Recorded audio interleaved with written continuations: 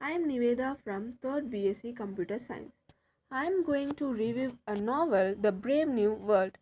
In that novel, I am going to review about a chapter, The Beauty Industry, which was written by Aldous Huxley.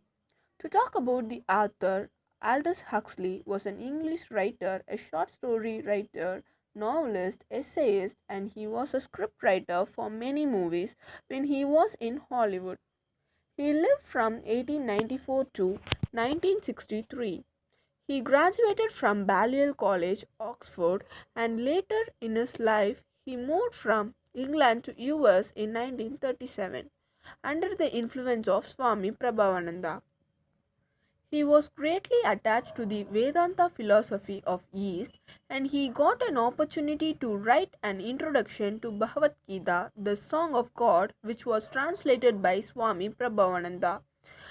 Being a philosopher, he was interested in finding out the commonalities of Eastern and Western mysticism, which he has written in his book, The Perennial Philosophy.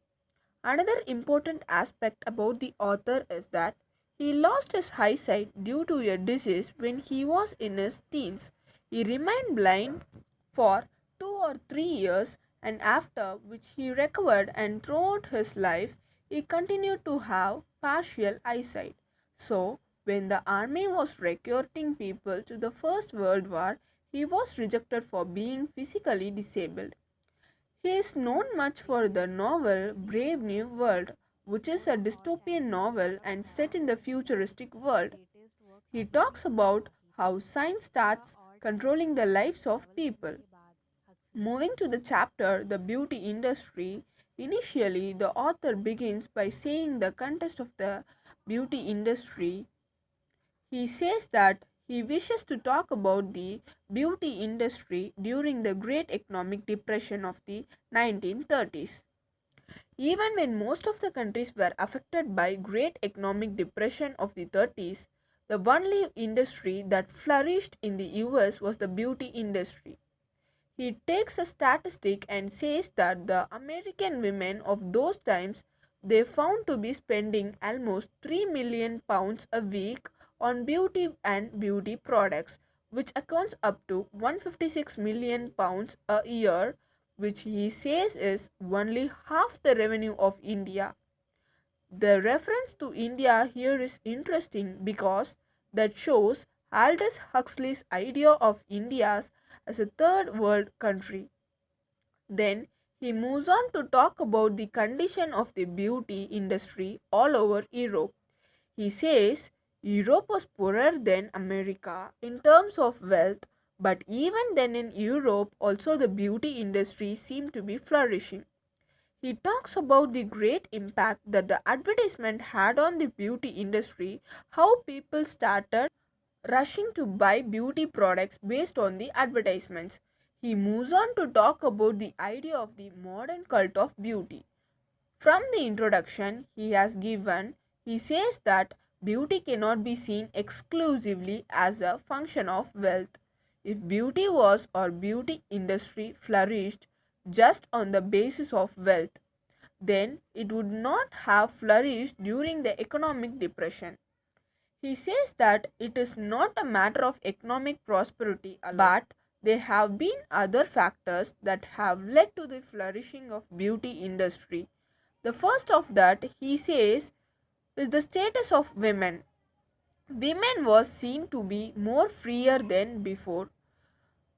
They had the freedom to not only do the things which was reserved for men, but they also had the freedom or the privilege to be more feminine or attractive. They took upon themselves the rights of the body to be strong and beautiful. So to do a makeup or to do a makeover and attempting to be attractive was seen to be a right of a woman. So this has basically led to the flourishing of beauty industry in the US and Europe. He says that the women also started exercising the right to look less virtuous. He gives two examples to elaborate on his point. He says that the modern women they took the right to be less virtuous than their grandmother. Now, what about the grandmothers? If you recollect, the grandmothers used to be examples of simplicity. There was not much of the beauty consciousness among the grandmothers, most of them at least. So that is the virtue that he's talking about here, simplicity. But coming to the modern generation, he says the women take upon themselves the right to look less virtuous. So simplicity has moved out of sight.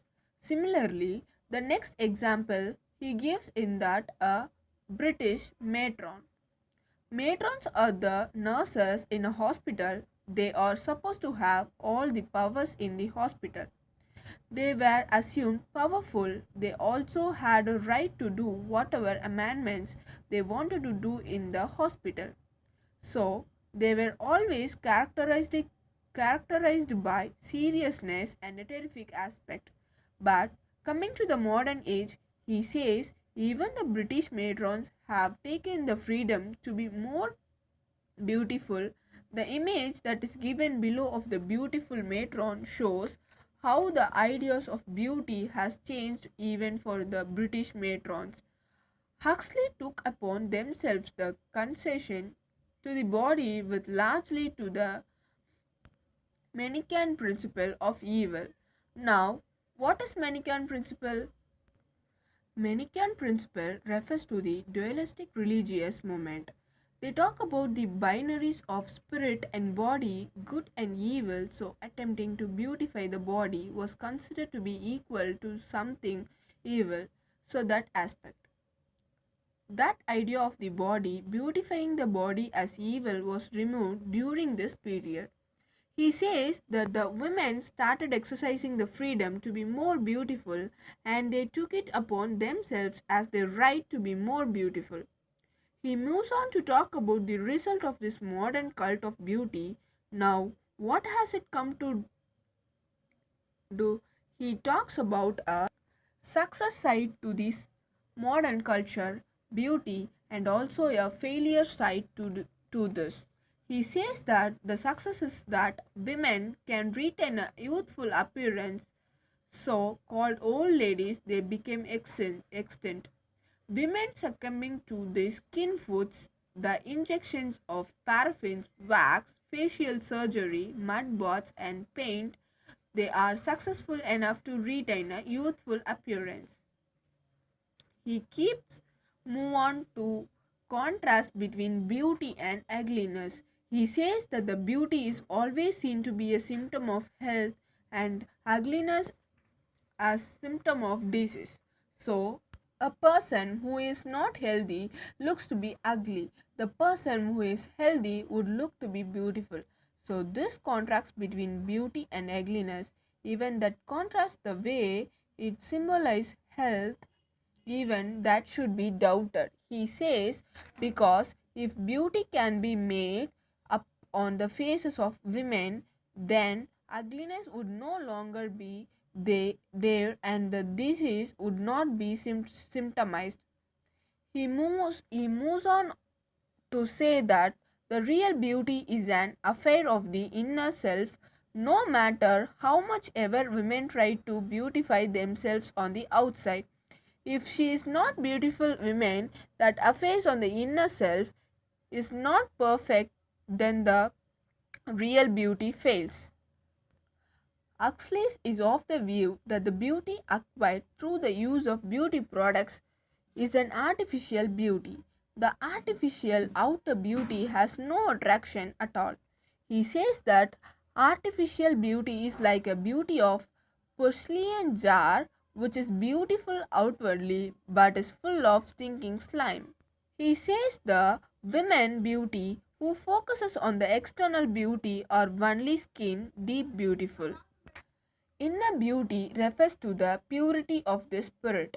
To quote him, he says, there is an interior light that can transfigure forms that the pure aesthetician would regard as imperfect or downright ugly. So, this interior light This purity of the spirit is what makes a woman beautiful, not the external form. He says spiritual ugliness is a reflection of the psychological, spiritual, and social disharmony within human and society. He observes that if there is social justice and peace in society, people will be healthy both mentally and physically and therefore beautiful. Huxley says that the beauty is not merely external, it has a moral aspect as well. He recalls that he met two women in North America who fulfilled all the standards of beauty, but their faces showed their sullen boredom as well as their lack of inner beauty. So he comes to his conclusion and says that beauty is not just a matter of outside but is also a matter of inside. So rather than trying to be beautify outside, you need to be pure in soul, you need to be harmonious with your soul, you need to be peaceful with your soul. He says that how external beauty becomes worthless if the woman is not beautiful inside. Thank you.